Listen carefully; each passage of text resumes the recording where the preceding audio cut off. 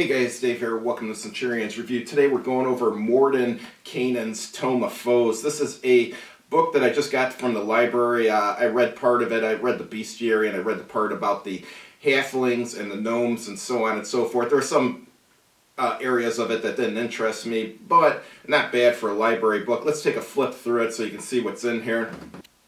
Hey guys, Dave here. Welcome to the Centurion's Review. This is Dungeons & Dragons Mordenkainen's Tome of Foes. Essentially, I picked this up at the library and read the parts that interested me, like the parts about the elves and the halflings and the gnomes, and then also the bestiary. The bestiary is really big in this, so you definitely get your money's worth just on the bestiary. It's almost like having another monster manual. This tome is built on the writings of the renowned wizard from the world of Greyhawk, gathered over a lifetime of research and scholarship, and his travels to other worlds and other planes of existence. He has made many friends and has risked his life an equal number of times to amass the knowledge contained herein. Well, thank you for that. Alright, first part just goes over the Blood War.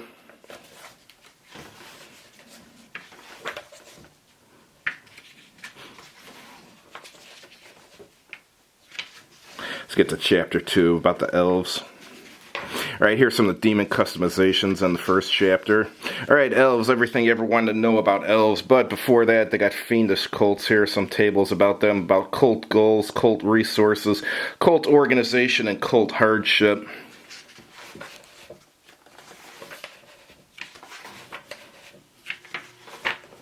There's your elf deity table.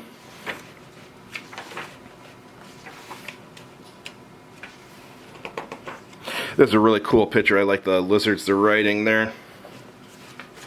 Oh, this is a drow part. Okay, makes sense.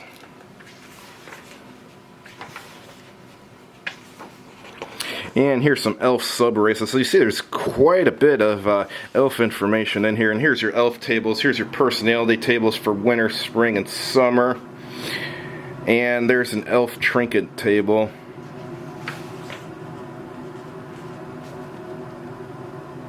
And here's Drow Adventure story hooks and non-Drow Adventure story hooks, followed by Drow House specialties.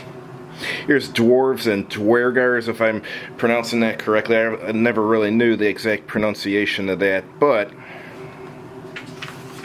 this has got a ton of information on these too. Yeah, so if you play an elf, dwarf, dwergar, or a halfling, or a gnome, you're definitely going to want this book because there's tons of background information on it. There's your dwarf deities.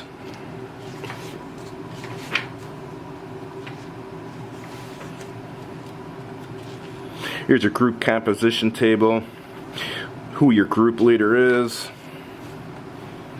and special allies, purpose of travel, special circumstances, clan status, clan notable traits, you get the idea. And here's your Dwergar tables. Alright, here's Gith and their endless war.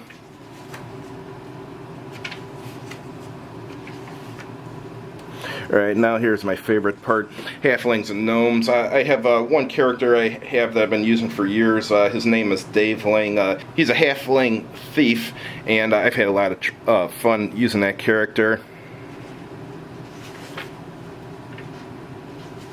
Yeah, this goes into all the background behind them and stuff, even about gods and stuff. Here's your halfling personality traits. And here's the gnomes. There's not too much reading out there about gnomes, so it's nice that they put that in here.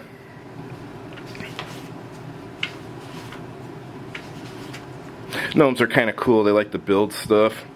Here's the personality traits, gnome ideals, gnome bonds, and gnome flaws. And here's the bestiary. We'll do a flip through of this. This is the best part of the book. There's an astral dreadnought. Bone claw. Cadaver collector, that's hilarious. Corpse flower. And here's all your different demons.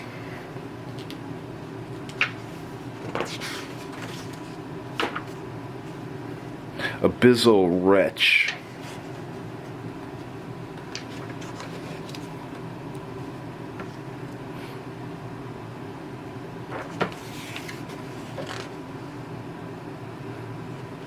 Here's Demon Lords. There's Baphomet, it talks about his lair.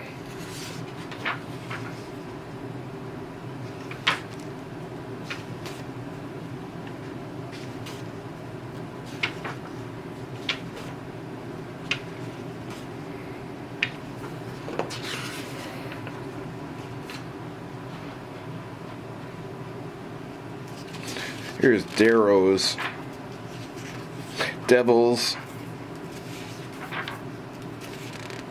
Hellfire Engine.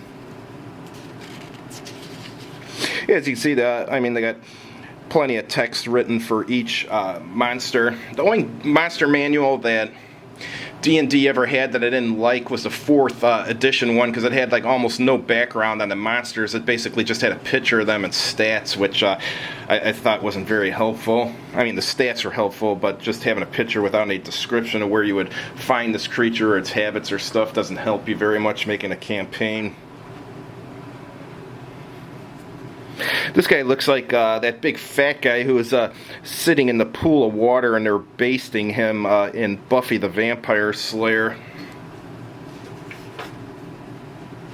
Archdevils. This is cool, Agarion. Moloch. I remember that picture.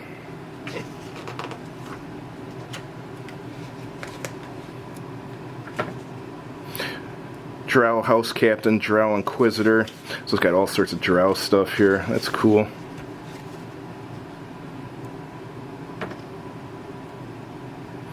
Here's her Dwergars.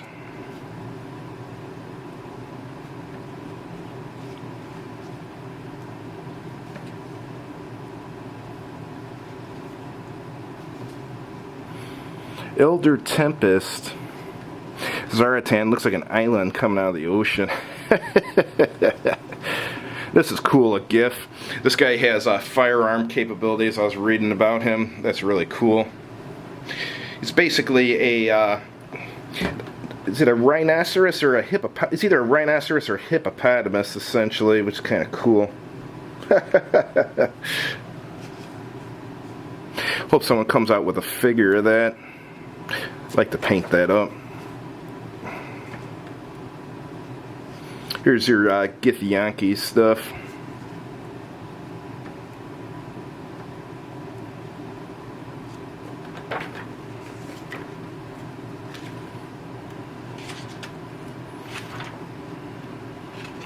Ogres, and more information about ogres.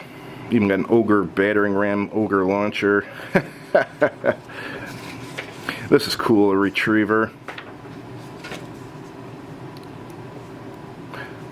And we're coming up to the end here. Skull Lord.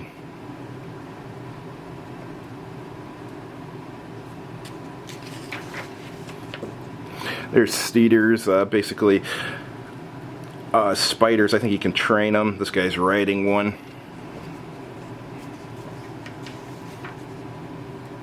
These are cool, Tortles. It's good they have some lawful neutral stuff and lawful good stuff in here.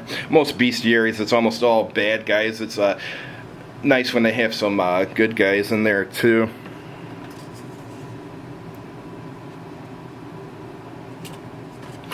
Rot Troll. That reminds me of that original troll they had for the figure for D&D from the late 1970s.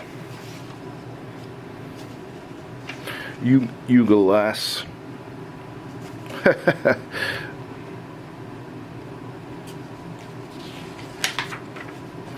Yeah, this is kind of cool. The Maren Olath.